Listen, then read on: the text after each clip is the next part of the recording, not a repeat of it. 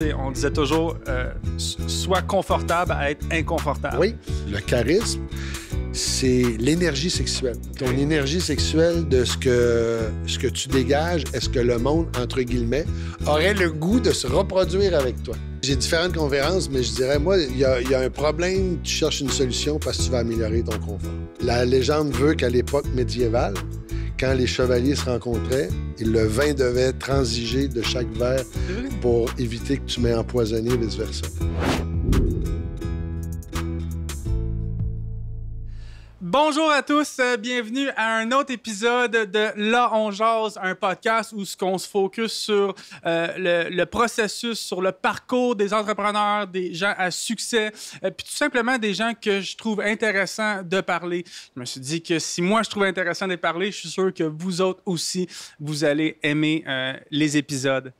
Donc aujourd'hui, on a un invité super spécial. Je suis content de l'avoir avec nous. C'est quelqu'un que vous avez vu dans vos écrans à travers les années. Moi, personnellement, ça a été quelqu'un que j'ai vu pendant mon adolescence et puis que j'ai admiré. Un homme aux multiples talents, conférencier, écrivain, j'en saute, la liste continue, on and on, gagnant de prix Gémeaux, bref. On a hâte de rentrer dans le sujet. Mesdames et messieurs, je vous présente Hugo Dubé. Hey, mais merci. Yes. Merci pour l'introduction, c'est apprécié. Ça fait plaisir. Oui. Caroline, j'en ai sauté parce que la liste est longue. Qu'est-ce que tu as fait? Humain professionnel. Ça fait combien de temps que tu fais de la télévision? Là, tu vas savoir mon âge. Là. Ça fait 36 ans, Wow. en 2025, que j'ai décidé de faire ce métier de fou. Te souviens-tu de ton premier rôle, ta première apparition à TV? La première apparition à télé, c'était à Télé 7 à Sherbrooke. J'étais avec un de mes amis qui voulait pas faire le métier. Okay. Ça s'appelait, c'était... Je faisais un déménageur. C'était Justice pour tous. Okay. Puis j'avais un de mes amis, il en avait rien à foutre. Lui, je pense qu'il voulait juste prendre le 70$ que ça donnait. Et puis, et moi, j'avais... Et vraiment, ma première où j'avais appliqué au gouvernement pour avoir de la job, j'avais écrit que je voulais faire de la télé. Un moment donné, ils m'ont dit, tu veux faire de la télé? J'avais reçu une audition pour faire la météo à Télé 7. Puis moi, je lis pas bien à première vue. Je suis un slow reader. Alors que là, ils partent le prompteur et ça a été une catastrophe. J'ai toujours dit, je veux pas... J'espère qu'ils ont effacé les cassettes. Alors, c'était comme le premier contact que j'avais avec la télé. Mais on commence ça à force parce que ça, je trouve ça inspirant, tu sais, parce que la première apparition, on va se le dire, tu t'es comme planté un peu. Ah, je me suis... Puis là, tout à à ce fait. Aujourd'hui, tu te trouves à être une des personnalités super connues au Québec au niveau de la télévision, tu sais. Fait que pour ceux qui nous écoutent, je pense que c'est un... Tu sais, lâchez pas.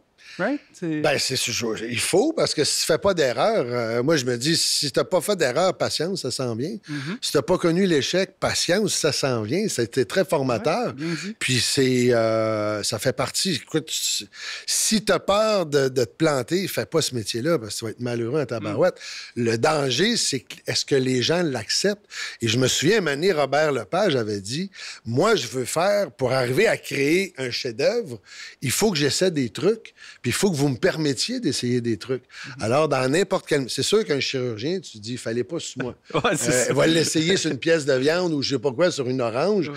Mais essaie. Et c'est comme ça. Un pilote d'avion, tu veux pas qu'il se plante non plus. Un commandant, tu veux qu'il colle les bonnes shots, mais tu as des endroits où tu peux essayer. Puis souvent, le danger, c'est que les gens ont peur de l'échec. C'est je pense que la pire chose pour un acteur ou une actrice, c'est de connaître le succès très, très jeune.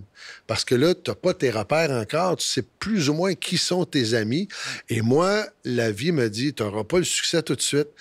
Ça a commencé bien lentement. Ça a commencé figuration simple, figuration principale, troisième, deuxième, premier rôle, leading role. Fait que ça a permis... Je suis arrivé, puis je pense que sur les plateaux, les gens me disent, il est le fun parce que j'ai connu toutes les étapes de ce métier-là. Ouais. Fait que j'ai un respect pour... Tu as une expérience aussi. J'ai une expérience, puis ça fait... Tu peux aller là. Le slogan des acteurs, c'est « Smile to everybody you met in your way up because you're going to meet them in your way down. » Ah ouais, OK. C'est bon. Ben oui, c'est un petit peu dans tout. Hein. Est-ce que les acteurs, étant donné que tu as tellement d'expérience, quand tu arrives sur un plateau, est-ce qu'ils te regardent, ils s'attendent que tu leur donnes des conseils un peu? Pas la nouvelle génération, non, souvent. Oui, ça dépend. Il y a des acteurs qui... personnellement, moi, quand j'étais jeune, quand il y avait un vieil acteur ou une vieille actrice, j'aimais parler avec ces gens-là. J'aimais discuter avec ces gens-là parce que je trouvais que c'était le savoir, la transmission du savoir. Aujourd'hui, c'est différent. Ça dépend. Il y en a, oui, il y en a d'autres qui n'ont pas de temps à perdre avec l'expérience d'un vieil acteur, mais tu t'adaptes. Ça fait partie du métier d'acting. Il faut que tu apprennes à t'ajuster et ça va très vite. Donc, si tu penses avoir beaucoup, beaucoup de temps, la rapidité de la télévision maintenant étant que faut que tu sois agile. C'est spécial parce que je vois beaucoup de corrélations avec ce que tu dis au niveau du métier d'acteur puis d'entrepreneur. Oui. Il y a une grosse corrélation, même si moi je suis courtier dans la vie, il y a une grosse corrélation entre être courtier puis entrepreneur. Puis je pense que ce qu'on parle d'ici aujourd'hui va pas toucher juste les gens qui veulent devenir acteurs, mais toutes les gens qui ont des ambitions plus. C'est un entrepreneur en divertissement, un acteur. Comme je dis dans ma conférence, je dois m'assurer de la qualité du produit, la fraîcheur du produit, les délais de livraison, la concurrence, le marketing, la fiscalité. Je me sens toujours en lien avec les entrepreneurs parce que c'est ce que je suis, moi aussi. Vraiment. Mais le produit numéro 1, il est devant toi en train de te parler. Le seul et unique. C'est le seul et unique que tu vas avoir, que tu t'arraches. That's it. Écoute, on pourrait parler, là, c'est déjà parti en flèche, mais on a un sommelier à l'émission. Oh! On a un sommelier, puis on aime découvrir des nouveaux vins à chaque émission. Okay. Pas parce que je suis nécessairement un gros amateur de vin, je connais pas tant ça, le vin, mais je suis un amateur de découvrir des nouvelles choses puis apprendre des nouvelles choses. Qu'est-ce qui fait que tu dis « je suis pas un amateur de vin », mais que tu vas avoir du vin sur ton podcast? Parce que, tu sais, moi, je veux dire, j'ai de la difficulté à faire la différence entre une bouteille à 10$ puis une bouteille à 300. Mais fallait pas venir. Fait que, non, mais lui, il m'aide à faire cette sinon, il va t'amener à un niveau, tu vas dire « OK, là, je le découvre. Ouais. » Quelqu'un qui aime, mettons, un restaurant de chaîne populaire versus gastronomique, tu dirais c'est comme ça, chanceux ou chanceuse. Ouais. Non, mais je comprends. Mais tu sais, ça me permet aussi, quand j'arrive à des soupers de famille, de parler du vin parce que David m'en a parlé. Tu sais. Il s'appelle David, en plus. Il s'appelle David, c'est un petit tannant, mais on l'aime bien. On l'accueille-tu? Ah oui, non, let's go. Allez, Monsieur David Léon. Ah, David! Bonjour. Monsieur Hugo Dubé, enchanté de faire votre connaissance, ravi de vous voir. Moi aussi. Ah, faut que vous voyez. Salut. Bonjour, monsieur Olivier. Nous voyons-nous. Oui, bonjour. Ici, moi, mon rôle, ça va être de vous faire découvrir un vin rouge qui est déjà à la SAQ, qui est accessible à tout le monde, et puis de s'épanouir avec le vin, c'est-à-dire la première shot, de le ressentir, qu'est-ce qu'on a au niveau de l'odorat, quel arôme on va découvrir, et puis on va voir en bouche s'il est similaire ou si, au contraire, il va nous surprendre. Donc moi, c'est ça que j'aime du vin, c'est les surprises, la complexité. S'il est similaire en bouche, je comprends pas. Là. C'est autrement ce qu'on sent versus... Si tu ressens le citron et que tu goûtes le citron, si tu goûtes l'acidité et que tu ressens l'acidité, si tu ressens la menthe et tu goûtes la chlorophylle, ça va... le cerveau, OK. Mais par contre, il y a des vins, c'est ça la surprise du vin et puis la complexité du vin, c'est chimique. Ça va être le cuir où tu vas goûter. Il peut y avoir une grosse différence entre les arômes et le goût. Mais là, tu me parles de citron alors que c'est du raisin. Moi, ça me fascine toujours. Mais parce que le vin blanc, sur le vin blanc, là, je te parle de citron, mais sur le rouge, non, on n'a pas cette... Mais sur le vin blanc, il peut y avoir les agrumes. Donc le citron, le pamplemousse, des choses un petit peu plus complexes comme ça. Ici, je vais vous inviter déjà à le ressentir. On va commencer par notre invité, si tu veux bien. Ben oui, certainement. Là, bon, est-ce que normalement, on doit toujours le carafer... deux doigts. Deux doigts. Deux doigts. C'est bon, merci. Non, mais je vous en prie. Ouf. Pour ceux qui nous regardent, il est 7h30 le matin. Oui. On sort du trafic. Et puis, voilà, tout à fait. Donc, pourquoi le carafé, David? Oui. Alors, pourquoi le carafé? C'est parce que tous les vins ont besoin d'oxygénisation. Donc, on va accélérer le processus. Même un vieux vin, excuse-moi, je t'ai coupé. Si tu as un vin de 1989, on me disait qu'il ne faut pas trop le carafer. Parce que si tu as un jeune vin fougueux, il faut le carafer. Est-ce que je me trompe? Oui et non. On ne le sait pas. En fait, c'est la bouteille qui va te le définir. La hauteur d'épaule, je vais vous donner un petit le vin va s'évaporer avec l'âge. Oui. Et puis, tu as des vins. Ici, s'il y a un vin des années 40, il peut y arriver ici. Parce que la part des anges... La part des anges. Je pensais que c'était juste le whisky, moi. Le vin aussi. Le vin, la part des anges. Donc, c'est ce qui s'évapore. Donc, un vin 47, c'est normal de retrouver en épaule basse. Un 89, si tu le retrouves bagoulot, c'est déjà assez bas, c'est trop bas. Donc, effectivement, tu le carafes pas trop parce qu'il s'est déjà pas mal oxygéné par lui-même. c'est pas la vérité vraie, Ok. parce que c'est que on va dire le sucre qui se transforme en alcool qui est monté, puis à l'intérieur, il s'est pas oxygéné le vin, c'est juste le eau qui est parti. Il n'y a pas des bouteilles où on ajoute, ils ont une technique pour aller ajouter justement, remettre la part des anges dans le vin. Non, je connais pas ça. Moi, je connais pas Il n'y ça. a pas, mettons un vin, je te dis, je sais pas moi. Tu peux pas rajouter. Cheval blanc. Non, mais. Surtout pas. Ben, je serais curieux, moi, il me semble. J'avais vu qu'ils ajoutaient parce que justement, ils rééquilibraient. On ira voir sur ma Malto. bouteille. Non, peut-être, c'est toi écoute, c'est toi le pro, hein, moi. Donc, tout ça pour dire que le mieux 89, moi, dans tous les cas, les vins, je les oxygène. Okay. Par contre, un vin qui va être 2010 en montant, je vais pouvoir le brusquer un petit peu. C'est ça. J'aime bien le terme. On va vraiment, on y va un peu, tu sais. Faut pas être gêné avec le vin. Voilà, on ne gêne pas, on y va pas avec douceur. Alors qu'un 89, je vais le verser vraiment très lentement pour qu'il glisse le long de la paroi et puis qu'il prenne vraiment son temps et pas le brusquer. Parce que sinon, si je le brusque, ben là, je vais tout faire une réaction chimique rapide. Okay. Et on ne veut pas d'une réaction chimique rapide sur un vin qui a déjà pris son temps, qui a fait quelque chose de lentement. C'est ce qui est fascinant avec le vin. C'est intéressant, hein? Ici, j'ai changé un petit peu. D'habitude, on a des vins français, on a des vins de terroir très plus communs. Et puis aujourd'hui, je vous ai présenté un vin qui est libanais. Donc un vin libanais, donc de Méditerranée. C'est très, très surprenant. Et parce qu'au début, au nez, là, on a quelque chose de très alcoolisé au nez. Qu'est-ce que toi, tu as une odeur qui te... L'argile. L'argile? Mais c'est vraiment excellent. Alors là, c'est... on ne s'est pas parlé avant, là. C'est exceptionnel parce que le terroir sur lequel il a été fait, là, c'est sur de la montagne, entre 900 et 1200 mètres. Je l'ai lu derrière la bouteille tout à l'heure, parce que je n'ai pas la connaissance jusqu'au Liban.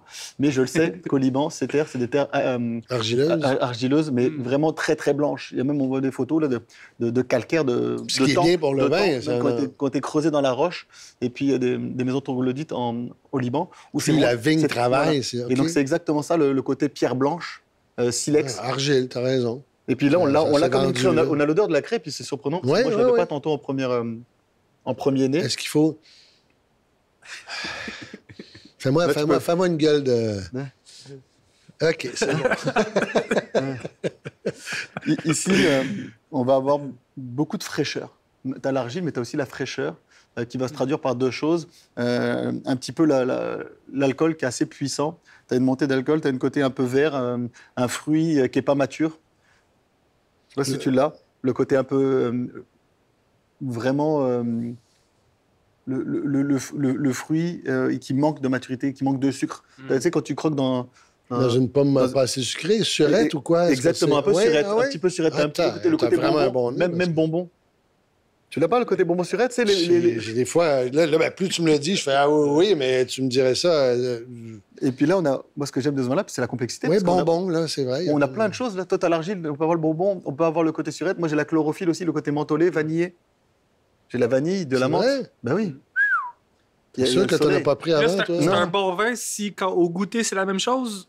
Il goûte ce qu'il sent ou pas? Non, un bon vin, c'est l'équilibre et la longueur. Un bon vin, c'est défini par son équilibre et sa longueur. Et le fait que ça colle sur les... Ça veut dire qu'il y a beaucoup d'alcool et c'est un vin encore jeune et qui est très alcoolisé. Il n'y a pas d'évaporation qui a été faite. C'est vrai? Oui. Donc plus ça va aller vite, moins il y a d'alcool. Là, on est encore sur un alcool très épais. Donc il peut se garder. Il faut l'ouvrir. Il faut vraiment... Là, un vin du sud comme ça, au Liban, on pourrait laisser 8-10 heures ouvert avant de le déguster. C'est un vin quand même qui a fait 18 mois en fût de chêne. Et puis donc ça va lui donner sa texture en bouche. On va y aller, regardez la différence. On se fait le... Ben, tu vois, moi, je trouve ça quand même assez surprenant, hein? Parce qu'il goûte pas ce qu'il sent, mais il goûte très bon. Il est doux? C'est bien, il est pas... On va prendre une autre bouteille. Liban, je t'ai dit. Qu'est-ce que j'ai dit? Il est doux. Il est doux? Il est doux, Liban. Je te l'ai dit tantôt. Je dirais pas parce qu'il y a un micro, mais... Donc là, c'est bien? Ce que je veux avoir, moi, c'est la finesse, tout de suite, la souplesse.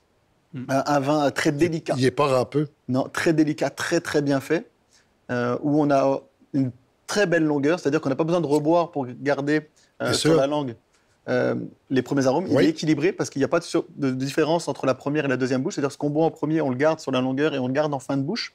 Ça reste longtemps un petit peu sur le palais, c'est un peu pâteux, mais c'est de bonne qualité. C'est-à-dire qu'avec un repas, il va mettre en valeur le repas. Et puis, la dernière qualité, c'est les épices. Il y a des épices, il y a vraiment épicé, mais légèrement. Puis ça, on peut appeler n'importe quel de l'agneau, idéalement.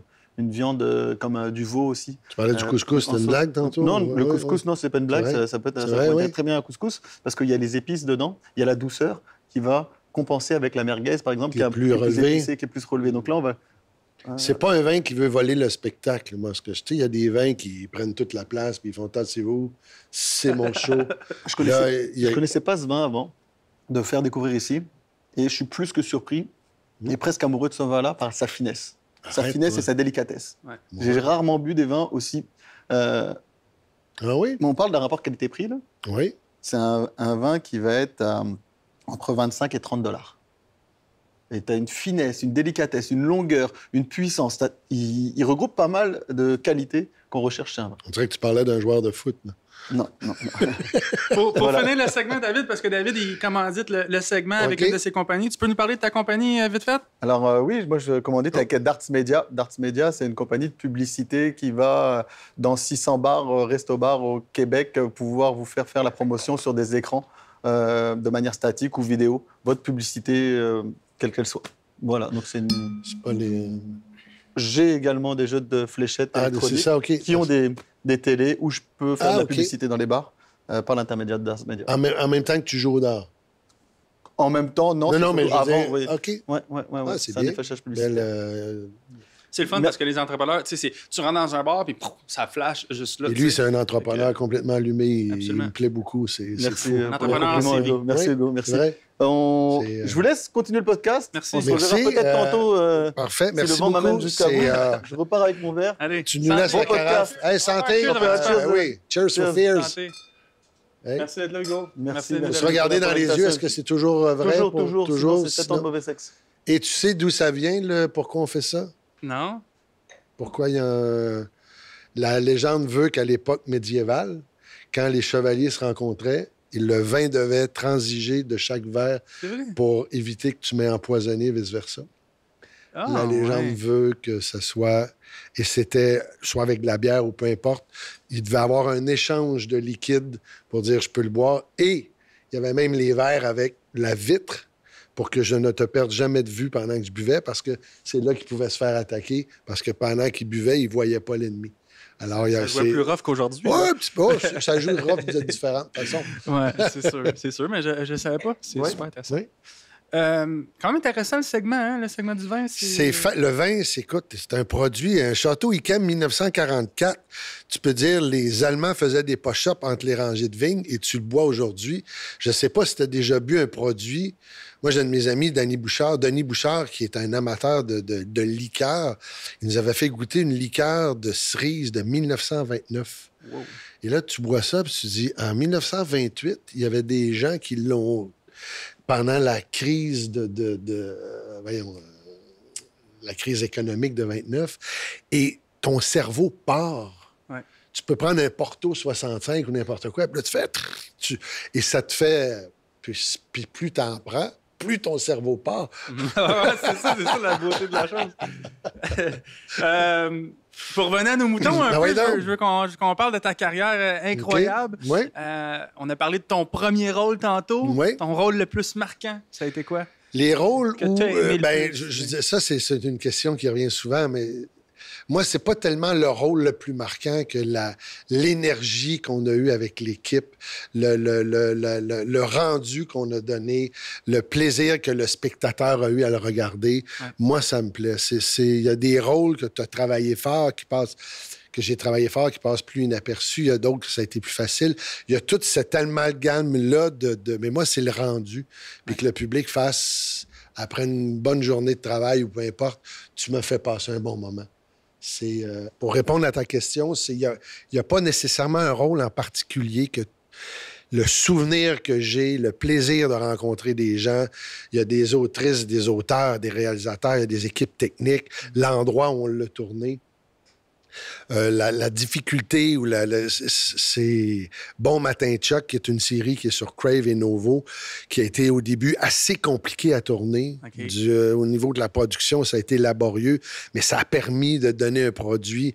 En même temps que je tournais, ma mère est décédée pendant que je tournais, donc j'ai eu à composer avec The Show Must Go On, qui était d'une souffrance pour moi. Ça a été bien particulier, ce tournage-là. Les filles de Caleb, Ramdam avec la gang, bon, mais tu sais, il n'y a pas un rôle en particulier.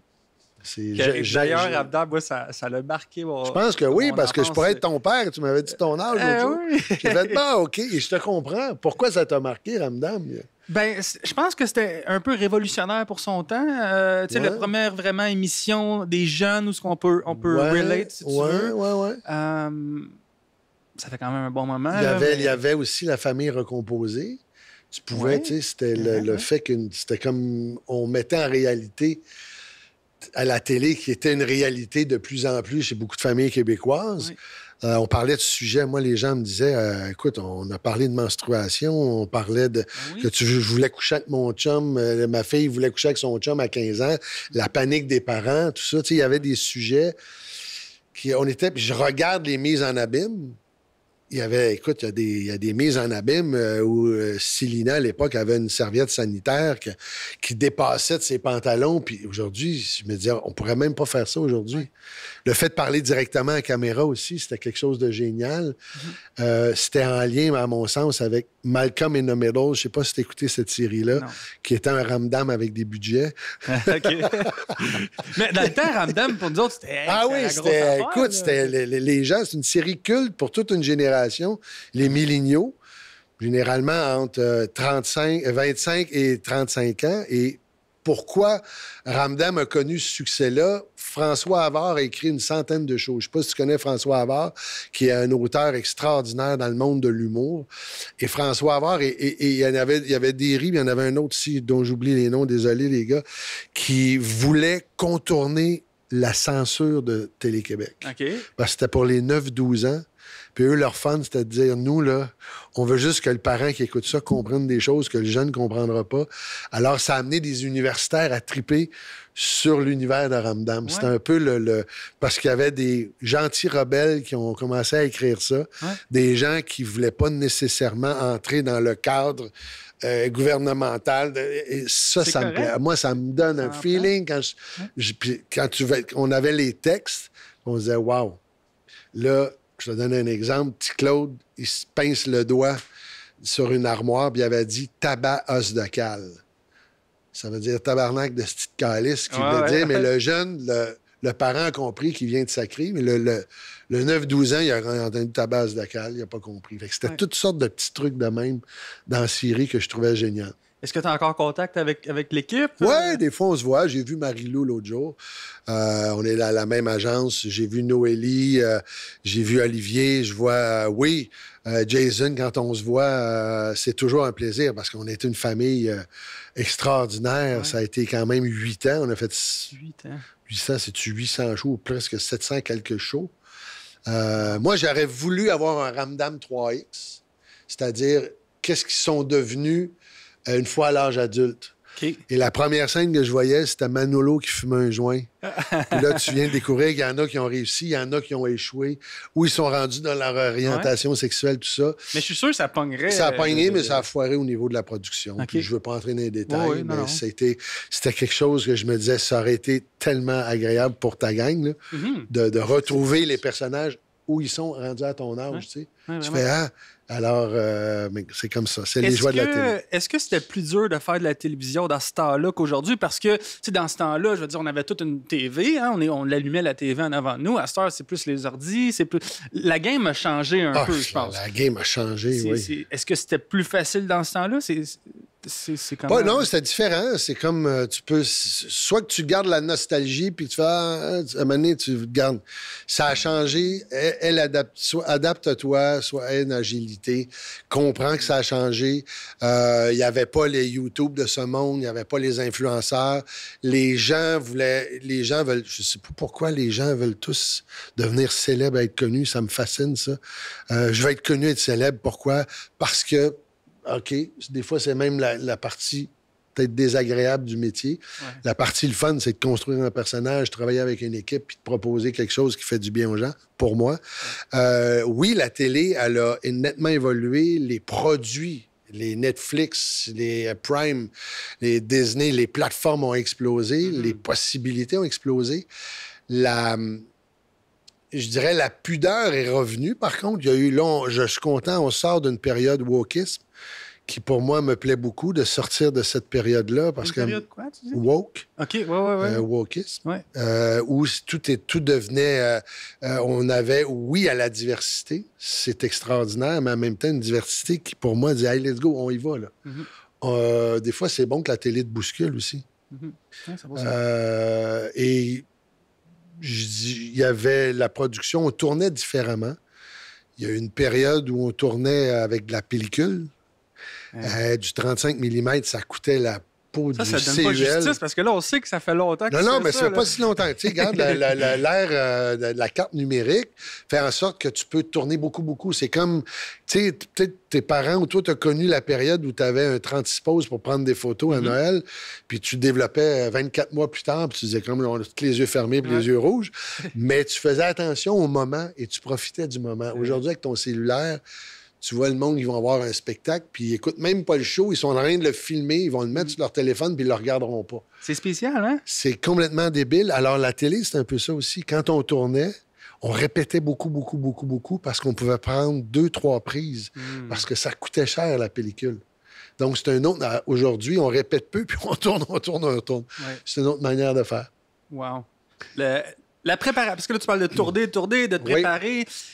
Ça ressemble à quoi une journée au travail pour un acteur? Comment tu te prépares pour un rôle? Là, on te dit, OK, tu as tel rôle. C'est quoi ta préparation jusqu'au jour du premier tournage?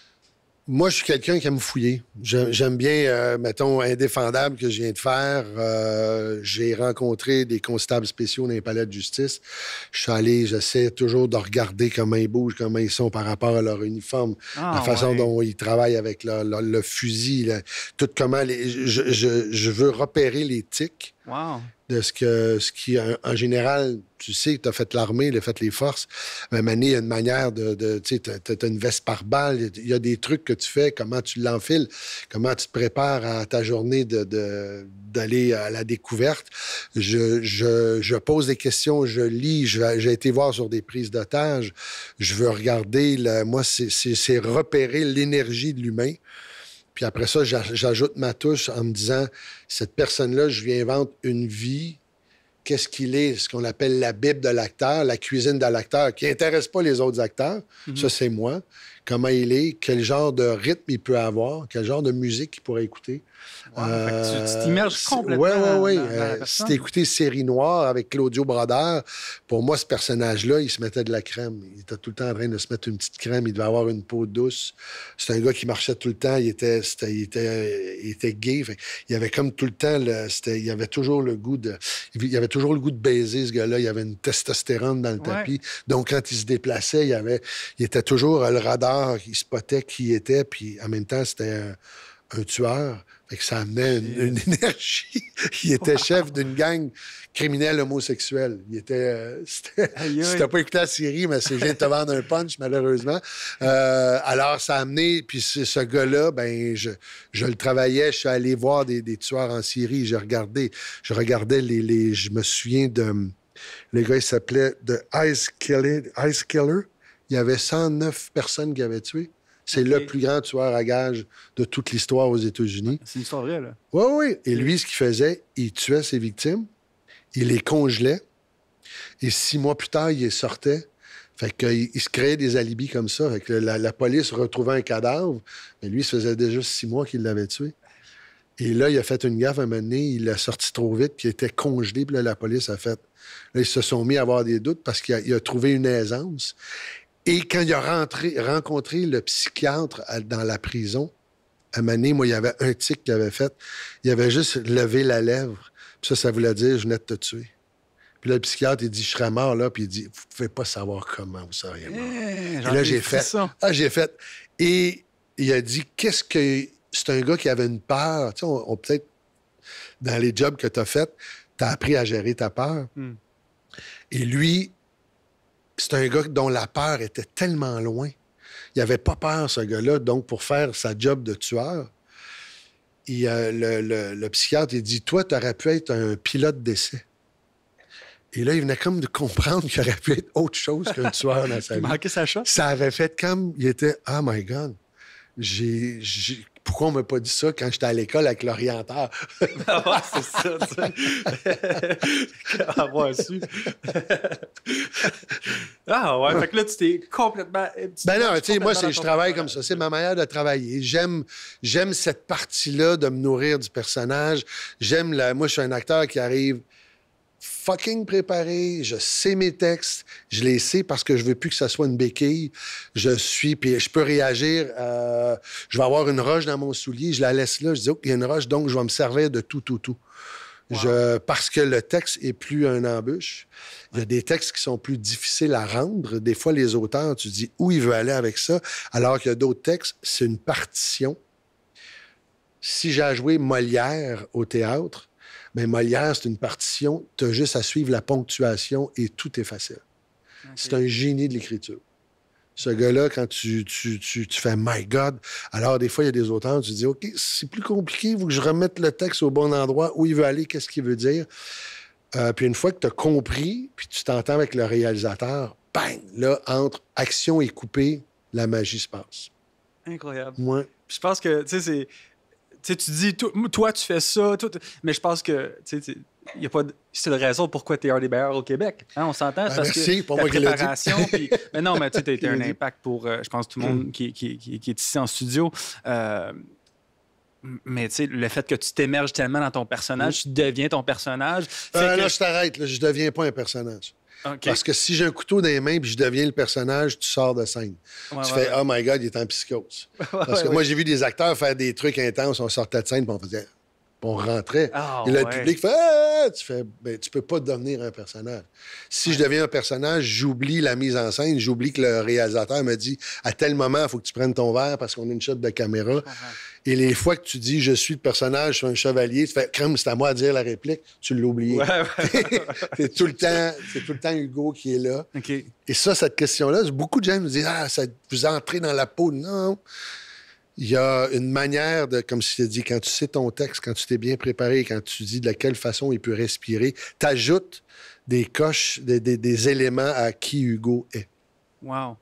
Incroyable. Mais t'es pas juste acteur. Non. T'es pas juste acteur? Non. Conférencier? Oui. Écrivain? Auteur, oui. Auteur? Écrivain, non, c'est un jour peut-être écrivain, là, mais plus auteur. Je pense que t'as une belle histoire à raconter aussi. Là. Moi, je lirais ton livre. Là. Oui.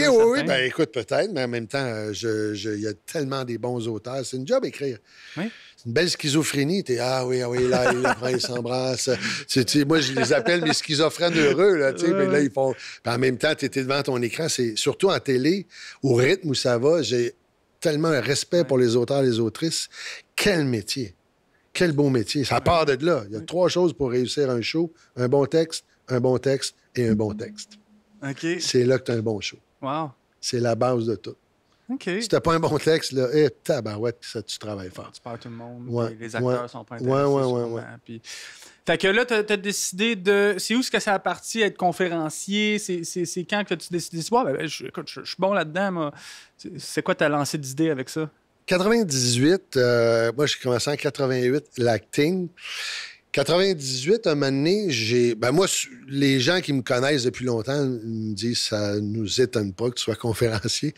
T'as tellement une grande gueule. » Mais en même temps, je suis quelqu'un de curieux. Je suis quelqu'un qui aime faire découvrir les choses aux gens. J'aime allumer. Je suis un allumeur de réverbère. Moi, ce qui me plaît, c'est qu'à un moment donné, il y a une petite flamme, qu'il y a quelque chose chez l'humain, peu importe dans quel domaine tu œuvres, je veux que ça commence comme ça. Il faut que la petite flamme allume, puis le gaz arrive, et les possibilités s'enclenchent. Donc, le téléphone, à un moment donné, sonnait un peu moins. J'ai dit, garde, j'ai un autre corde à mon arc. Ça m'intéressait. Je voulais aller parler aux jeunes dans les écoles. Puis c'était tellement compliqué à un moment donné, tellement pas payant. Tu dis, OK, je vais faire l'inverse, je vais parler au prof qui, lui, va avoir un impact sur le jeune. Alors, ça a commencé comme ça. C'était action, soyez l'acteur, l'actrice de votre vie. je me suis mis... J'aime lire. Moi, je suis pas quelqu'un qui lit beaucoup de romans. J'aime lire des trucs qui m'amènent à m'améliorer. Et là, c'est là que ça a commencé. Et au tout début, je pense qu'on était 7-8 conférenciers. Il y avait Jean-Marc Chaput, André Raté, qui était une conférencière qui était extraordinaire, Marcel Leboeuf. Il y en avait peu. Et aujourd'hui, tu fais un trou d'un coup au golf et tu as le goût d'être conférencier. Ça fait partie de la réalité. Les gens ont beaucoup de choses à dire. Coach de vie, ouais, ça, je les laisse aux autres. Ça, je suis pas un coach de vie. Moi, je suis... Mais il faut faire attention parce qu'il y a beaucoup de coachs. Ça se peut. Oui. Il y en a de très bons. Peut-être qu'il y en a des moins bons. Je laisse les gens juger. Alors, ça a amené Je m'étais dit, le 26 février, à la date de naissance de ma mère, il faut que j'ai un produit, il faut que j'ai de quoi, il faut que j'ai une structure que je veux proposer en septembre. Alors là, je tournais, j'avais des jeunes enfants, je jouais au théâtre, je faisais 15 minutes par jour. Puis un moment donné, j'en faisais 20, des fois j'en faisais une demi-heure, mais j'avançais. Puis je me disais, un moment donné, je serai sur scène, puis je vais donner ma conférence. C'était quelque chose qui m'allumait. Et je sens que tu vas me demander, qu'est-ce que tu aimes mieux entre être acteur ou conférencier? Est-ce que je me trompe? Parce que souvent, on me pose la question. Non, je t'ai pas aligné là-dessus, mais va tant qu'être là... Les deux. Les deux, hein? J'ai 2 enfants et je les aime les deux différemment pour ce qu'ils sont, pour ce qui m'apportent les deux. C'est 2 vocations, 2 passions pour moi. Je pense que tu as dit aussi quelque chose de super intéressant, que tu n'avais pas le temps, tu étais débordé, mais tu t'es dit 10, 15, 20 minutes par jour, puis de fil en aiguille, ça a développé quelque chose. Si vous avez, pour les gens qui nous écoutent, s'ils ont des projets, puis s'ils ont des ambitions, le meilleur temps de commencer, c'était hier. Fait que commencer, puis même si vous n'avez pas le temps, puis même si vous ne savez pas par où commencer, commencez. Un 10 minutes, un 15 minutes, puis de fil en aiguille. Il va arriver quelque chose. C'est Joe Scott qui avait spécialiste du temps qui disait 15 minutes par jour. Essayez-le. Puis, tu sais, pas d'excuse. T'es fatigué ou pas, puis à un moment donné, t'en fais juste 15 minutes. Tu dis, je l'ai fait. Puis, t'arrives au bout de tes... Si tu lis 15 minutes par jour, c'est une moyenne de 6 livres par année. 6 livres qui vont t'apporter quelque chose, et la lecture, c'est quelque chose d'important. L'humain, quand il gravait dans la roche, ça date, ça vient de... C'est tellement vieux. Tu veux savoir de quoi de spécial cette année chez nous? On n'est pas trop cadeaux dans ma famille. Mais fait que cette année, tout le monde a dit on faisait pas de cadeaux, mais je fais un cadeau pareil. Là, mais je voulais avoir un cadeau qui avait de l'impact. OK. Puis moi, à l'école, j'ai jamais aimé lire. J'ai pas fini mon secondaire. Tu sais, moi, lire les contes de fées, là... Tu sais, je trouve ça plate. Pour toi, l'école, c'est des contes de fées? Non, mais tu sais, on avait des lectures obligatoires à faire. Souvent, les livres qu'ils nous proposaient, des fois... c'est ça, tu sais, c'est une histoire de princesse ou de tueur ou whatever. Tu sais, ça me parlait pas. Mais des dernières années, j'ai découvert les livres de croissance personnelle. Oui. Et puis ça me parle énormément beaucoup. Oui. Puis cette année, c'est ça que j'ai donné à ma famille. J'ai trouvé un livre de croissance personnelle pour chacun des membres de ma famille. Est-ce que tu en as un en particulier que tu dis, tu sais, des fois, il y en a des tops. Là. Moi, vas-y, mais j'en ai un que j'aime bien. Je n'ai acheté plein de livres. Là, je suis comme parti. Moi, je fais rien à moitié. Là, fait que je suis comme parti à acheter plein de livres. Je vous garde, let's go. Présentement, je suis en train de lire le livre de Ryan Serhant, The Way of Selling. Ryan Serhant, qui est un courtier aux États-Unis, qui présentement, c'est le top courtier au monde, qui est super intéressant parce que il parle de la vente. Puis n'importe qui est entrepreneur, il faut que tu vendes. Vendre, c'est contrairement à ce que les gens pensent. Regardez le produit, comment il est beau. C'est pas ça de vendre. L'émotion. C'est pas ça de vendre. C'est d'être toi-même, puis d'être... Bref, c'est un livre super intéressant. Fait que tout ça pour dire que j'ai donné un livre à toute ma famille parce que tu disais que c'était important de lire. Puis je pense que c'est le plus beau cadeau que j'aurais pu leur faire. Oui, parce que tu prends le temps de tu sais, Est-ce que c'est un livre papier que tu leur as donné ou un livre... donc, le papier aussi, tu sais, les gens disent « Ah, la tablette va éliminer le livre papier. » Moi, je me dis, ce feeling-là organique de... puis quand tu l'as terminé, de le sentir, de le déposer, le poids du livre... Que tu le reprends, tu le reprends, te ramènes des souvenirs. Oui. C'est... moi, Quel livre, toi, t'allais dire, là, il y avait un livre qui t'inspirait? Ah, ben moi, je veux dire, tu parles moi, le top des tops, c'est Anthony Robbins. Tony Robbins, ce gars-là. Il en a fait plusieurs. Tabarouette, il a compris en machine. Moi, mon père est médecin, puis à un moment donné, je me souviens, quand il avait lu Pouvoir illimité, il avait dit, ce gars-là comprend exactement comment fonctionne le minding de l'humain. Et tu lis ça, c'est-tu l'éveil de votre puissance intérieure? De la page 1 à 89, ça se lit très aisément, mais 89 à 208, je pense que ça te prend 3 semaines, 1 mois à passer au travers. Parce que là, il t'amène à tout restructurer ton plan, la fameuse PNL. Oui, il y en a des bons, il y en a d'un moment donné, tu te dis OK, mais je pense que la croissance personnelle, ça a débuté en 1900 avec Andrew Carnegie. Puis Dale Carnegie, ces gens-là ont pas mal tout inventé. Il restait la nanotechnologie qu'on n'avait pas encore découvert.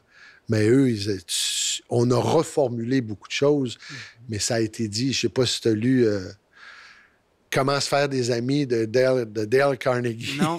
Moi, un de mes bons chums dans le milieu artistique, c'est Guillaume Lemaitre-Vierge. OK. Sur Ramdam, on a tellement eu de plaisir. Ouais. Et on a un rituel un peu débile. On s'insulte sans arrêt. c'est les meilleures amitiés, on s'envoie des textos. Là, tantôt, il m'a juste traité de connard. Puis moi, ça veut dire qu'on s'aime. Et à un moment donné, sur Ramdam, il lance un livre. Il dit, comme t'as pas d'amis, toi, il me lance ce livre-là. Ouais. Dale Carnegie. C'est un des plus beaux livres que j'ai lus. Ah, ouais. Ça a tellement pas changé, là. Non, lis ça. Et moi, j'ai dit à mes gars, ce livre-là, vous le lisez, vous le comprenez, vous le mémorisez, vous le lisez, vous le comprenez. Je veux que c'est le seul livre que j'ai dit, vous le lisez, vous le comprenez, puis il faut que ça vous soigne. Ça va vous éviter tellement de problèmes dans la vie, là. Mais il parle de quoi exactement dans le livre? Il parle de toi, il parle de moi, il parle de quelle façon l'humain fonctionne, à quel point le je me moi est important, à quel point c'est difficile d'admettre tes torts, à quel point écouter, comprendre l'autre, il va te dire c'est la base, puis ça a été... Andrew Carnegie, c'était le Musk de l'époque. Il valait 463 millions. En 1900, il a vendu ça à...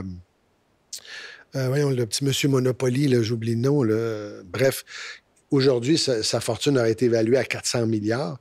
Et ce gars-là a transmis beaucoup de son savoir en créant des universités. Lui, il voulait que le peuple ait accès au savoir. Les institutions Andrew Carnegie. Et Dale, qui a pris son nom Carnegie, lui a demandé, c'était Devenir riche, c'est un livre que je t'invite à lire aussi, Comment tu fais pour devenir riche. Et comment se faire des... Tu l'as acheté? Ouais, bon, ouais. Quand tu le liras, tu me diras quelque chose. À un moment donné, il me dit, il y a quelque chose que vous allez comprendre. Puis à un moment donné, quand ça te flash, tu fais « Oh my God! » Il y a quelque chose, tu m'en reparleras. On a notre numéro de téléphone. Lis-le, puis tu me diras si tu as catché la même chose que moi, que tu fais, OK, une fois que tu arrives à maîtriser ça, c'est là que vraiment quelque chose d'intéressant qui se passe. Wow, ça me parle. Ça m'inspire beaucoup. Oui, tu vas voir. C'est sûr que je vais aller. Fait que tout ça, dans le fond, a été un peu une raison de pourquoi tu t'es lancé dans le domaine de la conférence, oui. C'est partager ma connaissance, faire en sorte que les gens décident de dire « Hey, j'y vais ». Des fois, j'ai peut-être créé des divorces. Des fois, j'ai peut-être créé des gens qui disent « J'allais faire une connerie en te divorçant ». J'ai peut-être causé des faillites, mais en même temps, j'ai causé des gens qui ont dit « Hey, j'ai le goût de... J'y vais, je me lance ». Mais c'est quoi le core de ton message? Je veux pas dévoiler des punchs, si tu veux pas le dire. Ben, ça dépend. J'ai différentes conférences, mais je dirais, moi, il y a un problème, tu cherches une solution parce que tu vas améliorer ton confort. Ça a toujours été comme ça dans l'histoire de l'humanité. Et quand tu arrives à améliorer le confort des autres, tout se produit. Les gens viennent à toi. Et si ton unique but, c'est d'être connu et de faire de l'argent, ça se peut, mais c'est plate un peu. Oui. Alors moi, c'est vraiment... Un why, peut-être. Comment? D'avoir un why. D'avoir une raison d'être. Oui, mais c'est... Et l'humain a toujours fonctionné. Depuis la nuit des temps, il y a un problème. Puis si t'as pas de problème, comme j'ai dit, patience, ça s'en vient. Il y a un problème, tu t'arrêtes, tu cherches une solution. Y a-tu quelqu'un qui a eu le même problème que toi? Et à un moment donné, le but, c'est d'améliorer ton confort. On est dans un endroit, là, actuellement, dehors, la météo est moins agréable, mais on est bien. Alors, il y a 500 ans, il était dans une petite cabane de bois avec de la bouse de vache puis des épis de blé d'Inde. Puis à un moment donné, t'as amélioré les fenêtres, t'as amélioré ton confort, mais ça a toujours été comme ça. Et tous ceux dans la business qui ont amélioré le confort des autres, ces gens-là ont connu un plaisir de faire la business, puis ils ont connu un plaisir d'être un humain parce qu'ils disent « Wow, tu peux décider de voler les autres, tu peux décider de trafiquer, tu peux décider de magouiller. » Oui, c'est une manière de réussir. Mais quand tu te regardes dans le miroir, puis que tu dis « Moi, j'ai amélioré le confort des humains », que ce soit mental, physique, que ce soit au niveau de trouver une maison, un nid d'amour pour élever une famille, wow! Moi, c'est vraiment c'est ce qui m'allume, puis je veux le transmettre de différentes manières. Wow, c'est profond. Puis c'est la première fois que quelqu'un m'en parle de cette façon-là, mais c'est tellement vrai en plus. T'sais. Et c'est simple. Oui, vraiment. C'est keep it simple, stupid. C'est déjà compliqué. Alors, essaie de rendre les choses le plus simple possible, puis on a tous des habilités, dépendamment, tu sais, toi, tu es quand même un peu plus grand, quelqu'un qui est plus menu. Tu sais, sers-toi de ça, puis améliore le confort des autres, puis tabarouette que ta vie va être extraordinaire. Wow. Bien dit. Hey! On fait un petit cheers Ah oui, non, let's go. Hey. Cheers au confort. Cheers au confort, voilà. C'est le but, Colin. Hey, mais non. C'est drôle parce que quand j'étais dans l'armée, on disait toujours sois confortable à être inconfortable. Oui. Oui. Puis, et c'est bizarre, c'est bon ce que tu dis là, parce qu'il faut que tu sortes de ta zone de confort. Toujours. Mais en même temps, ton cerveau fait un peu, on est bien, là. C'est dans ta zone de confort, t'es chez vous, dans ton appartement, tu fais rien, tu fais pas de vagues. Ben, c'est triste, mais dans 4, 5 ans, 10 ans, tu vas être à la même place, tu sais. Tu vas être à la même place, puis tu vas souvent dire « Ah, merde, j'ai laissé passer tellement de belles occasions. Et c'est pas de sauter sur tout non plus, c'est pas d'être une poule pas de tête. Mais t'es bien dans le confort aussi. Il faut le savourer. Il faut savourer. Il y a un moment donné, quand t'as des succès, puis que moi, ce qui me plaît, quand j'ai fini, exemple, d'une conférence ou de jouer au théâtre ou une scène une bonne journée de tournage, je me dis « Wow! C'est comme quand tu reçois des gens chez toi, puis que tu cours en arrière, OK, apporte les chips, ils vont manquer. Hey, chérie, il manque de vin. Et là, tu fais en sorte que tes convives, ils sont bien, puis une fois qu'ils ont quitté, tu fais « Wow! Ils ont passé une super belle soirée, je me sens bien. Mais en même temps, c'est de participer à avoir du plaisir à faire ça. Oui. Wow. C'est pas juste dire parce qu'après ça, tu n'as plus le goût de recevoir les gens. Tu as le goût de recevoir des gens parce que tu participes à une discussion, à un échange, mais en même temps, c'est le petit canard qui travaille pour que tout le monde soit bien. En profiter aussi. En profiter, puis après, tu fais. Donc, quand je te parle de savourer le confort, c'est juste de faire wow, OK, on est bien. Puis après ça, ben, ça en prend des moments aussi, parce que si on est tout le temps go, tu n'arrêtes pas à dire OK, wow, OK. Ben, le moment de repartir. Le repos fait partie de l'entraînement aussi. Ouais, je pense que oui, 100%. Si tu t'entraînes tout le temps puis que tu ne laisses pas ton corps, j'appelle ça se déposer. Mais si tu es tout le temps déposé, maintenant. Pour moi, personnellement, le repos est plus difficile que de travailler parce que là, quand je repose. Ça veut dire que là, je fais quoi, là? Ça te permet de. Est-ce que tu fais de la méditation? Je ne sais pas. Tu sais quoi? J'ai commencé le yoga récemment, ça fait quelques mois. J'ai tout le temps, tu sais, j'ai fait des demi-marathons, des grosses courses. Fait que j'ai tout le temps été quelqu'un de performant. On court vite, on court loin, on lève des gros poids. Bigorexie. Pardon? Bigorexie. Bigorexie? Ça veut dire que la bigorexie, c'est une difficulté à ne pas t'entraîner. OK. Les athlètes professionnels sont souvent bigorexiques parce qu'il y a un malaise de dire « Ah, je pourrais en profiter pour lever des poids ou suer. » ou parce que dans ce temps-là, tu fais travailler tes neurones d'une autre manière, mais c'est pour ça que je te dis, le repos fait partie de l'entraînement. 100%. Puis le yoga, pour moi, ça a été vraiment révélateur au niveau de tout ça, parce que tu t'étires, hein, l'étirement fait partie de l'entraînement. Il y a des pauses qui sont vraiment difficiles musculairement, mais aussi de se recentrer psychologiquement. Hier, j'ai été dans une classe de yoga à midi, en plein milieu de ma journée de travail, mais la classe, c'était le repos puis de l'antistress. Fait que tu t'assis puis tu deviens dans tes pensées. Tu fais juste penser à ta respiration, rien d'autre. Puis de s'échapper complètement me permet, d'après ça, quand je retourne au travail, boum, tu sais, je me suis comme évadé pendant 1 heure. Tu as une meilleure énergie, une meilleure concentration. Puis là, je suis prêt à Ouais. aller à l'attaque. Tu sais, fait que le yoga, pour moi... Fais-tu du yoga? As-tu un petit kit moulant tout, là? un T'es-tu- One Piece moulant? Ah, Non. ouais, t'es-tu avec des couleurs fluo? Je suis pas encore Lululemon? assez bon. Tu sais, dès que je sois bon, je vais pouvoir flasher un peu Fais-tu plus. du yoga chaud? Oui, du yoga OK. chaud, Ah oui, absolument. ça, c'est dangereux parce qu'il paraît que tu peux trop t'étirer, puis à un moment donné, ça va pong. Ça m'est pas... OK, c'est comme... puis m'est pas est-ce que encore t'es arrivé. souple? Comme une roche. Ah, comme moi. Ouais. C'est... Mais le yoga, je le suggère à tout le monde. C'est vraiment révélateur. Oui, il y a des belles personnes aussi qui font du yoga. Oui. Pas me mettre dans le trouble. Là, Non, oui. j'ai juste, on n'a rien dit Non, mal. c'est vrai. C'est Je un dis, il fait. y a des belles personnes. C'est un fait. Peu ouais. importe qui ils sont, quand tu fais du yoga, t'es une belle personne. Je pense que de dire des faits, c'est correct. Tu sais, Oui, ben oui, des on faits. n'a rien dit de mal, là. Si quelqu'un venait à te voir demain matin, il dit Hugo, moi, je veux devenir un acteur comme toi. Oui. Je veux devenir. Qu'est-ce que tu dirais? Ce serait quoi les premiers conseils que tu lui dirais? Ben, va. Est-ce que tu as la chance dans ta ville? Il y a toujours des associations qui font du théâtre amateur, mettons. Va faire du théâtre amateur. Va tester ton habilité à travailler avec les autres. Ouais. À être dirigé, entre guillemets, par un metteur en scène. C'est pas tout d'être drôle à Noël puis de faire rire les gens, de dire hey, moi, je suis non, ça, si t'as le goût, tu peux développer la job d'humoriste, mais c'est une question de job, être humoriste aussi. Il faut savoir écrire, il faut savoir puncher. Alors, commence par la première étape, là. Peu importe l'âge que tu as, va te faire du théâtre amateur. Et après ça, ben, si tu es un peu plus jeune en bas de 26 ans, si tu as une chance, va faire l'école de théâtre. Donc, prépare-toi avec un coach. Et généralement, c'est assez vite, on repère quelqu'un qui est capable de dire un texte de quelqu'un qui n'est pas capable de dire un texte.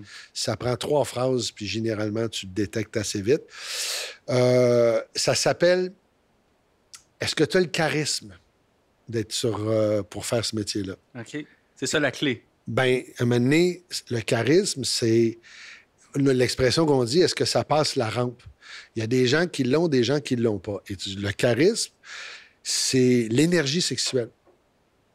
Okay. Ton énergie sexuelle de ce que tu dégages, est-ce que le monde, entre guillemets, aurait le goût de se reproduire avec toi? Mais David, non, mais derrière, le sommelier David, il y a une énergie sexuelle. Il est charismatique, là, tu sais. Non, mais tu sais, je veux dire, nous, on disait ça passe la rampe ou ça passe pas la rampe. Alors, et là, tu vas pouvoir le tester si le monde dit tabarouette, quand tu es sur scène, il y a quelque chose qui se passe. Ouais. Ça ne veut pas dire de devenir une bête de sexe, c'est pas ça que je suis en train de te dire. C'est-à-dire, c'est le charisme, c'est ça. Et puis, après ça, ben, si tu aimes vraiment ça, ben là, il y a des agences. Tu peux faire. Va faire de la figuration, va tester comment ça marche sur un plateau, puis peut-être qu'un jour, tu vas arriver, tu vas ouvrir une porte, puis quelqu'un va faire « Wow! Tes yeux bleus que je cherche, c'est exactement ça que je voulais avec ta barbe, et tu deviens une superstar. » Ça arrive, mais c'est rare. C'est travail, sois en contact, présente-toi, rencontre des gens, prépare-toi, sois curieux, développe ton métier, développe ta voix, développe ton physique, et peu importe ton casting, ils ont autant besoin de toi que tu as besoin d'eux parce que tous les castings font partie. Il y a du monde super beau, il y a du monde qui sont moins élégants, tu as du monde de différentes tailles. Alors, c'est ça l'humanité, c'est ça la diversité, c'est ça la beauté. Donc, tu n'es pas obligé d'être un canon de la beauté pour faire ce métier-là. Non. Donc, c'est ça que je donnerais étape par étape et surtout, respecte-toi. En tout cas, moi, je serais un nouvel acteur, moi, je t'appellerais pour des conseils. Ça, c'est sûr. Tu aurais une bonne tête, tu prends bien la lumière. Ah, ben là. Qu'est-ce que je... T'as parlé de pièce de théâtre 2 fois. Oui. J'ai été voir une pièce de théâtre il y a un mois. 5 balles dans la tête. Ah, ça dit quelque chose? C'est de qui? C'est où, son nom? Là? C'était où? C'est quoi? Isabelle est en arrière, puis elle me chute. C'est quoi? C'est qui, Isabelle? Roxane Bouchard. Non, voilà. C'était bien. On a essayé de l'inviter à c'était super. C'est une fille qui avait été en Afghanistan dans ma rotation. puis elle avait suivi une coupe d'équipe, super touchant, puis moi, ça m'a trigger beaucoup. 5 balles dans la tête, c'est quelqu'un qui s'est fait tirer 5 balles dans la tête? Non, c'est une histoire de militaire avant le déploiement, pendant, puis après. Okay. Vraiment intense. Il y a un acteur connu, justement, qui joue dedans, là, ça m'échappe, mais... Comment il s'appelle? Ah, on ne sait pas. Des fois, je me dis avec la voix. Super pièce de théâtre. Écoute, moi, je sais qu'elle est bonne parce que tout de suite, en commençant, j'ai... T'as eu... tout de suite, là. Moi, quand tu parles de ça, là, Platoon. Le film Platoon d'Oliver Stone, là. Oui. Quand j'ai vu ce film-là, là, non, mais pour moi, là, quand il est dans la jungle, puis le novice, puis qu'à un moment donné, il fait juste ouvrir, puis qu'il voit un homme passer, puis qu'il fait... Là, il sait qu'il y a quelque chose qui va se passer, puis il est supposé, je sais pas c'est quoi, pour avertir tout le monde. Là. Il y avait comme une sécurité qui explose autour d'eux. Là. Moi, le cœur, je me disais, je sais que notre sommelier a fait l'armée aussi, que toi aussi, tu as fait les forces. J'ai un respect de là, c'est plus un jeu. Là. C'est comme tu es dans le real, tu es dans le... Et tout ton minding, ton état de survie, et en même temps, tu voudrais pas qu'on ait à déployer des gens. Le but, ce serait... Mais Napoléon disait, si tu veux la paix, prépare la guerre. Ouais. Ça a toujours été... Ça peut servir à mille et une choses aussi, l'armée. Là, on l'a vu quand il y a eu des catastrophes naturelles. C'est toujours les premiers qu'on appelle pour venir aider la population. Mais en même temps, ce moment, cette scène-là dans Platoon, moi, j'avais fait « Oh my God! » Ça a suscité de l'émotion. C'est venu me chercher parce que je me disais, à l'époque... C'était un gars de mon âge qui avait une vie, qui jouait au baseball avant, tout ça. Puis le regard, quand il sort de l'avion, puis qu'il croise le vétéran, qui le regarde, puis il fait « Christy, que tu sais pas dans quoi tu es embarqué, con. » Ce moment-là, je me dis, Oliver Stone, il a dû aller chercher, pour avoir ce look-là, d'après moi, c'est un vétéran qui pouvait... Juste un vétéran qui pouvait juste... À des militaires. Ah oui. Lui, il a fait la guerre du Vietnam, Oliver Stone. C'est... Isabelle m'a envoyé un mot. C'est Maxime Godette. Ah, OK, ben oui, Maxime, quel bon acteur. Fait qu'il joue dans la pièce. J'ai joué avec lui dans 5e rang. Okay. Il joue dans Mea Culpa, il a un des rôles principaux. C'est un très bon acteur, ça. Mais fait que moi, c'est ça la pièce qui m'a touché. Okay. Toi, y a-tu une pièce qui t'a accroché plus qu'une autre? Parce que je pense que le théâtre, c'est sous-estimé. Hein? Le monde parle de la TV, parle de YouTube et tout, mais les pièces de théâtre, il y a quelque chose là-dedans dans le réel, qui est profond. Pour toi, y a-t-il une qui t'a affecté? Il y en a plusieurs. Moi, j'aime beaucoup travailler avec René Richard Cyr, qui est un metteur en scène extraordinaire. J'avais fait, juste avant la COVID, en 2019, on avait fait Disparu. Il y a eu un film là-dessus, qui est une famille qui se rencontre, dont le père vient de mourir, ou que le père a disparu, justement. C'est toutes les tensions, les tensions, les non-dits au niveau des familles. J'aime rire, et d'après moi, le théâtre, avec l'intelligence artificielle, où les gens ne croiront plus ce qu'ils vont voir à l'écran. On est là. Moi, à chaque fois que je vois de quoi, je dis, est-ce que c'est vrai, est-ce que c'est faux? Ben oui. Donc, qu'est-ce qui va nous rester? C'est l'organique. C'est que les gens, selon moi, là, ma prédiction, là, et c'est là que je disais, il faut bouger les subventions, on va se retrouver au théâtre avec la réalité augmentée. Tu mets tes petites lunettes, parce que là, de plus en plus, tu vas pouvoir porter des lunettes qui vont augmenter ta réalité. Et là, tu vas être à la place des arts, puis tout d'un coup, bang, on est à New York. Pouf, tu deviens à New York, mais il y a des acteurs sur scène. Tu participes à un moment qui est en live, qui est réel, mais avec tout ce que tu peux ajouter. Donc, pour moi, les réalisateurs, aujourd'hui, vont devenir des metteurs en scène de réalité augmentée. Parce que les gens vont dire, ce que je vois à l'écran...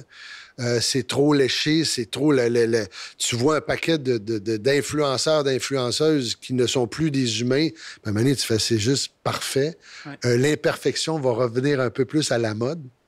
Et le fait d'être dans la même pièce que d'autres humains, ce qu'on fait depuis 250 000 ans autour du feu de camp, là, ça va revenir. Donc, le théâtre, pour moi, va avoir un statut particulier avec toute cette intelligence artificielle qui tourne autour de nous. Puis tu avais une pièce que tu as aimé jouer ou que tu Oui, j'ai joué 24 pauses. Moi, j'ai bien aimé Le Bourgeois gentilhomme quand j'ai fait ça à l'école de théâtre. Molière, c'est mon auteur préféré.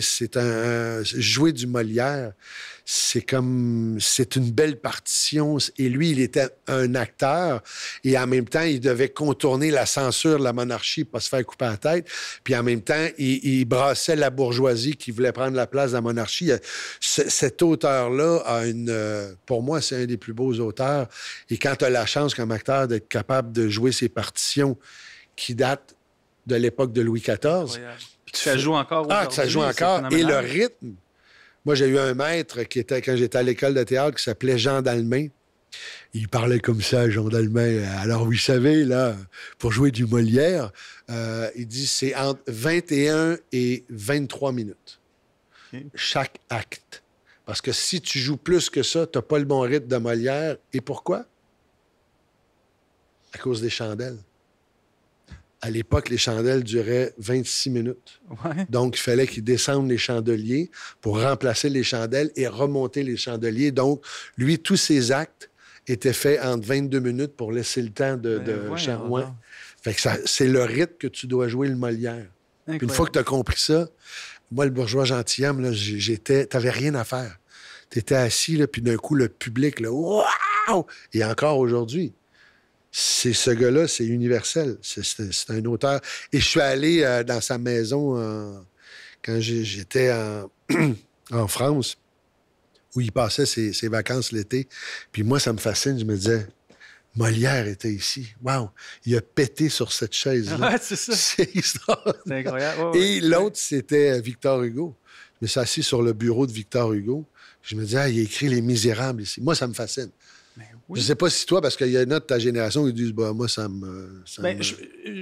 le théâtre, peut-être un peu moins, mais, Ouais, mais je théâtre, comprends mais la fascination ouais. face à ça. Tu sais, je comprends à 100% parce que je suis sûr que ça t'aide à mieux jouer le rôle aussi. Oui, de dire, là, c'est- je suis dans la tête de personnes qui l'ont écrit. Tu sais, je suis Mais capable c'est de... le lieu, moi, c'est de dire un château qui date de 400 ans, 500 ans. Tu dis, il y a un humain.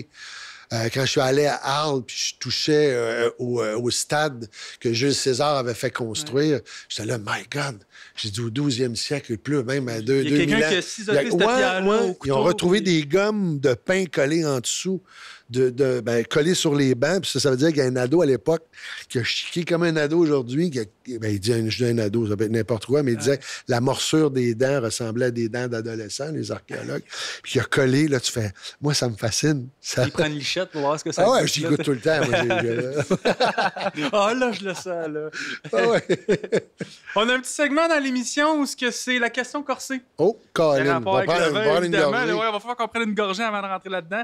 Fait que je connais pas la question. On pige au hasard. Ah, il y a des questions comme... Ah, oui, ça, c'est bon. Ouais. Et puis, je te laisse piger. Je te laisse lire la Tu me question. laisses piger. Ah, puis là, j'ai pas mes lunettes. Tu vas me lire la question. Ok, moi, j'ai pas pas. Puis, tiens, on va y aller si ensuite. tu veux pas la lire, c'est correct. On va en piger un autre. Tu veux pas que je... ouais.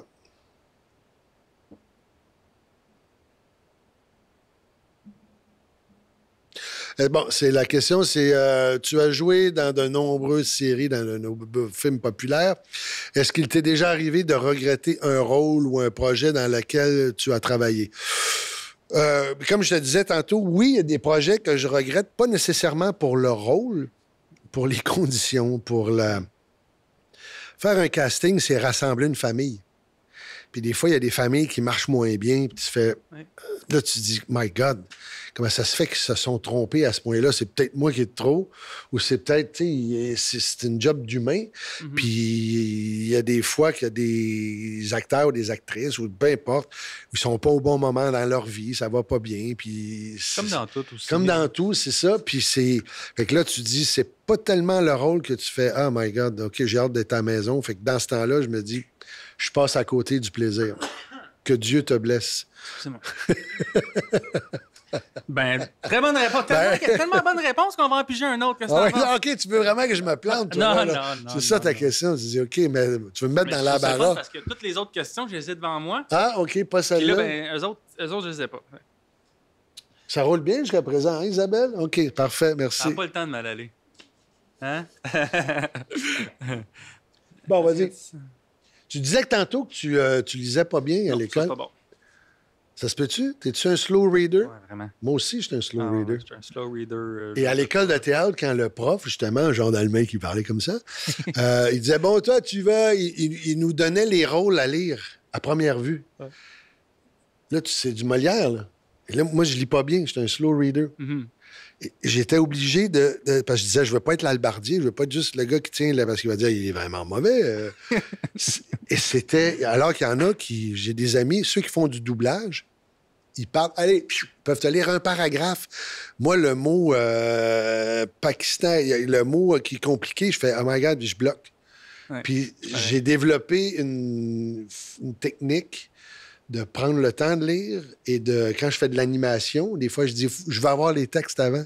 Mhm. Tu peux pas me donner les textes à la dernière minute. Ça me... Quand tu parles de juste lire la question, moi, dans l'armée, on disait toujours que tu prennes une bonne décision ou une mauvaise, Oui. c'est pas grave, mais prends une décision. Oui. Puis des fois, quand je lis, puis je comprends pas les mots parce que mon cerveau... Je le dis. Mais là, ça sort tout croche, mais je fais comme ça. Au moins, donc, mais tu as développé des techniques pour compenser c'est peut-être pas les meilleurs, mais oui. Non, mais c'est sans blague. Là. Moi, Ouais, c'était ça, parce que je lis pour un acteur. Il faut que tu aies une lecture. Donc, et je me souviens, c'était le cauchemar pour moi. Je me disais, ah merde, je vais jouer un rôle de schnout parce que je lis pas bien à première vue. Fait que je me dépêchais avant, puis je faisais, OK, j'essayais de développer une mémoire photographique. Wow.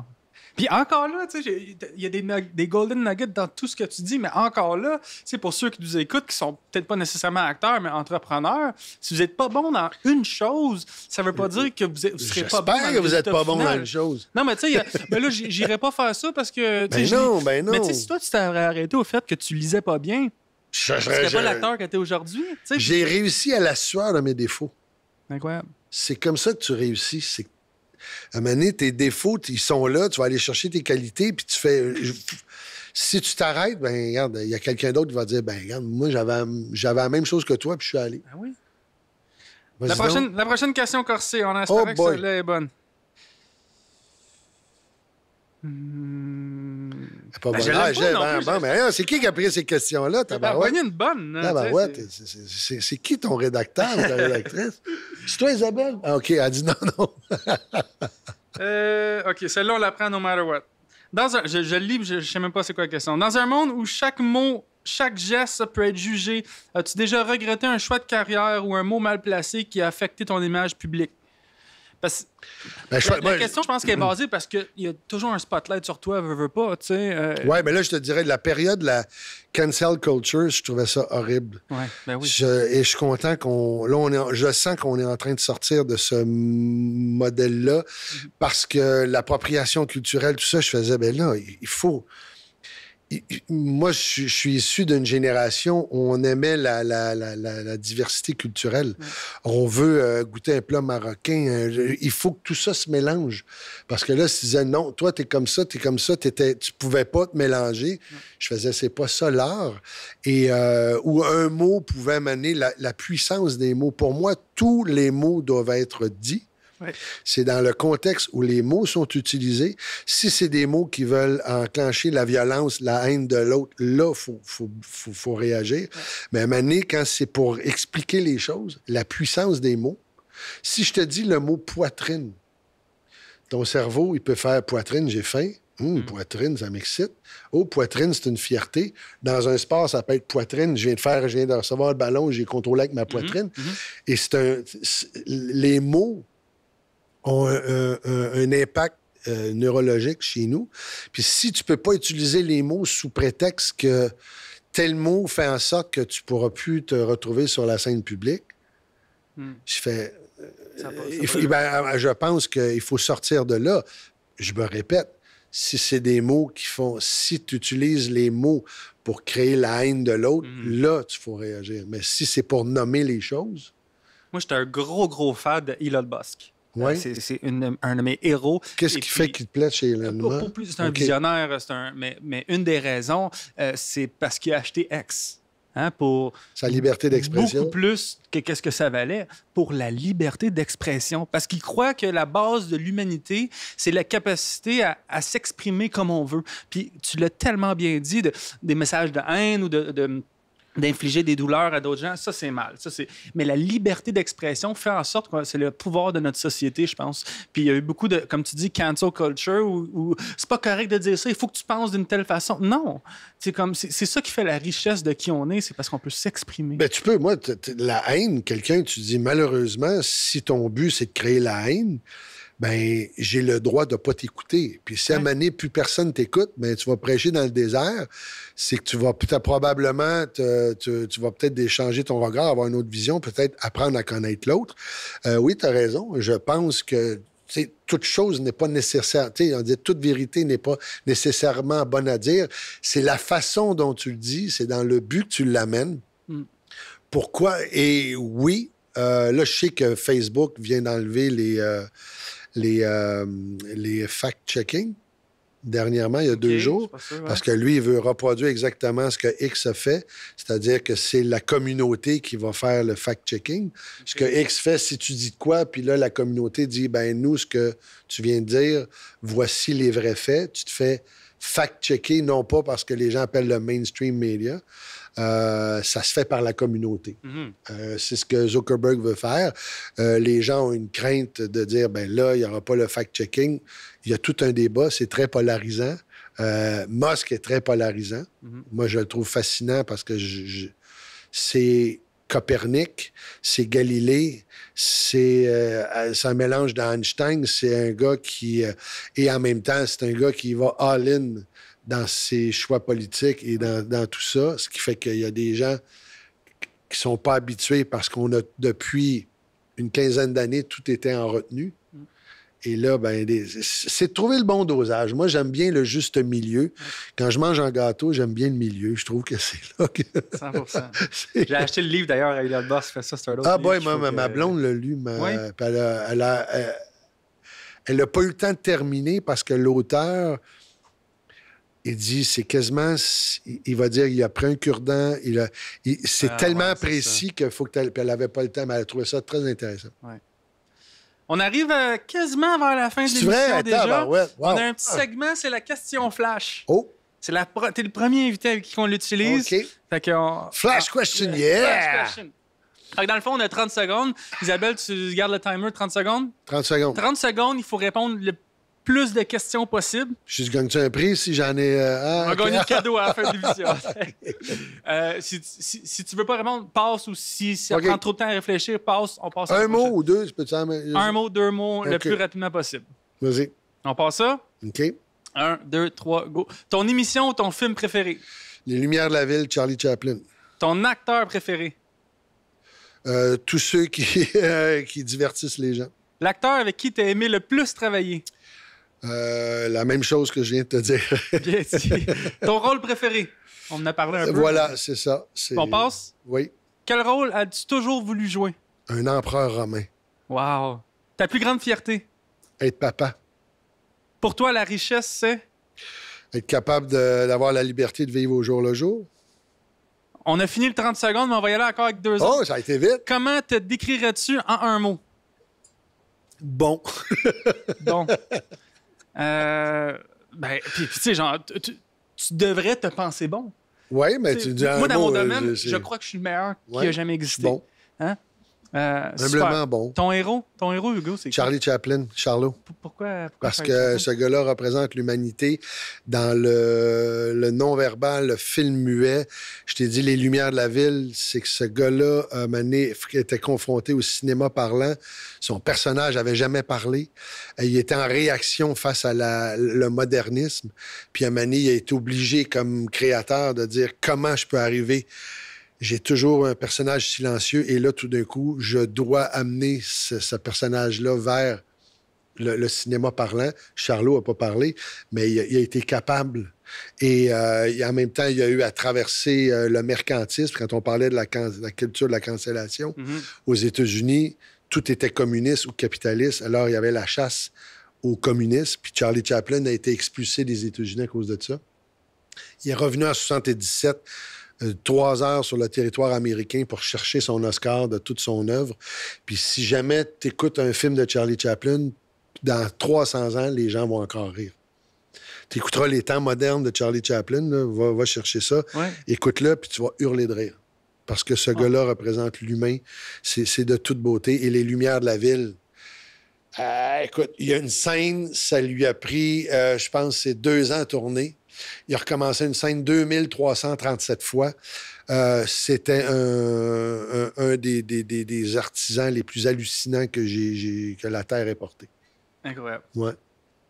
J'en prends bonne note. Non, puis va voir Charlie Chaplin Unknown, Ouais. le documentaire sur ce gars-là, puis tu vas faire « Oh my God! » Travailler avec lui, c'était 300 à 400 scènes prises par scène.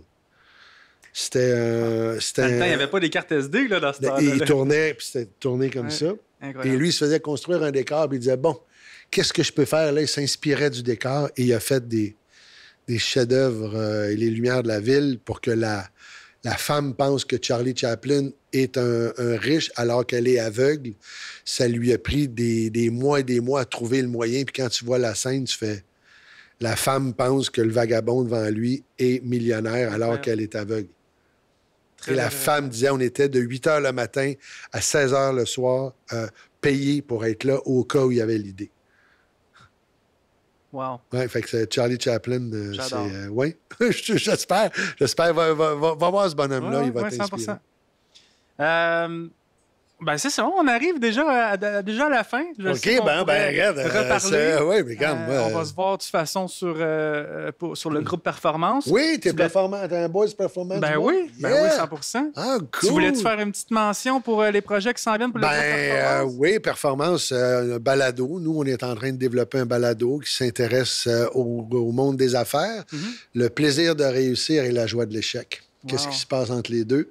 Les histoires humaines, moi, ce que je veux, c'est... Pour moi, un entrepreneur, c'est un créateur de richesse, c'est des faiseurs de possibilités, c'est des résilients, c'est des gens qui ont une capacité de peut-être tout perdre, se reconstruire. C'est des gens qui ont une excitation à construire quelque chose pour eux, mais comme je disais tantôt, pour la collectivité, malgré les embûches que le gouvernement peut faire. Toutes les embûches de la vie. Toutes les embûches de la vie.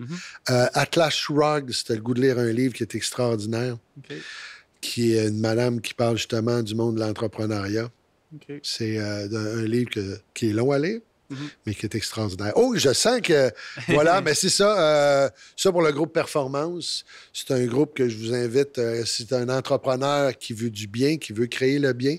Ben, c'est un groupe qui t'invite à bras ouverts. On est à peu près 700. On va fermer le groupe à 1000. Et puis, moi, ce que je vois, c'est... On permet, un petit peu comme l'armée, quand tu te rencontres, des fois, pour parler les entrepreneurs, c'est souvent des gens qui se retrouvent seuls. Seuls avec leur succès, seuls avec leur angoisse, seuls avec leurs doutes. Mais à un moment donné, c'est bien d'échanger avec des gens que tu dis, waouh, on se comprend. On peut être peut-être compétiteurs, mais en même temps, on fait le même métier. Puis, on a la même... j'espère, obsession de créer un bon produit, un bon service pour améliorer la qualité de vie des gens. Puis pour moi, c'est ça, le groupe Performance. L'expression en anglais, your network is your net worth. Oui, oui, tout à fait. Avec si tu es un nouveau, ben écoute, on va te faire la bascule, tout ça, puis tu vois. J'ai hâte. J'ai hâte. Fait qu'on a notre sommelier, notre ami David, qui va te présenter avec un petit cadeau. Un petit cadeau pour moi. Wow! Rebonjour, Hugo, David. Bonjour, pour te remercier de ta visite. Ben, je t'offre le... C'est pas moi qui te l'offre d'ailleurs, c'est Nicolas qui m'offre. Qui t'offre le vin qu'on a goûté aujourd'hui, wow. qui est disponible également à la SAQ, et puis que j'espère que vous aviez bien apprécié durant le podcast. Oui. C'est la première fois qu'il en reste si peu, donc je pense que vous l'avez apprécié. C'est vrai? Oui. Regarde, je peux en remettre dans... Non, c'est parfait, ça veut dire que vous avez apprécié le produit. Merci de la découverte. Je vous en prie. Merci. Là, je ne sais plus, c'est-tu Dave, David, Léon, c'est quoi? Genre, Dave the Man. Dave's the Man, mais toi, est-ce que tu aimes qu'on dise Dave Léon ou Dave David? Ou, Dave, c'est très simple. Et c'est Léon? concis. C'est mon nom de famille, Léon. Ah oui? Donc, quand je te disais Dave Léon, je disais toujours Hugo Dubé. Oui, exactement. Tu ne m'as jamais dit, là, tu me dis Hugo Dubé? Non, mais je te laisse. À ton âge, tu pas de... Dis-moi donc, Hugo, qu'est-ce qui s'en vient pour toi? Qu'est-ce que dans le futur, où est-ce qu'on va te voir? Est-ce qu'on va passer à la TV bientôt? Oui, les conférences, il y en a. Et puis, Bon Matin Chuck. OK. J'en dis pas plus parce que souvent, je laisse le diffuseur et les producteurs le dire. C'est quelque chose... les sommes d'argent ont déjà été octroyées. Et d'autres projets que je travaille avec mon agent, des projets aussi que moi, je veux avancer dans le monde complexe de la télé. Je me croise les doigts pour que ça fonctionne parce que les gens vont passer un christi de bon moment. Ben merci de ne pas être inquiet parce que des fois, faire un projet de télé, c'est faire un casse-tête au plafond, pas de colle. Alors, c'est d'avoir les bonnes personnes qui peuvent tenir les morceaux. C'est un peu ça. Si je peux tenir un morceau d'une oui, façon gars, ça ou me d'une fait autre, plaisir. laisse-moi savoir. Merci pour le cadeau. Merci d'être venu au nom de moi, de l'équipe, des auditeurs. Tu es une personne super inspirante. On est très content de t'avoir eu. Je sais que les gens qui nous écoutent vont avoir une plus-value. Fait que cheers to that. Merci mille fois. Merci de m'avoir infiniment. reçu.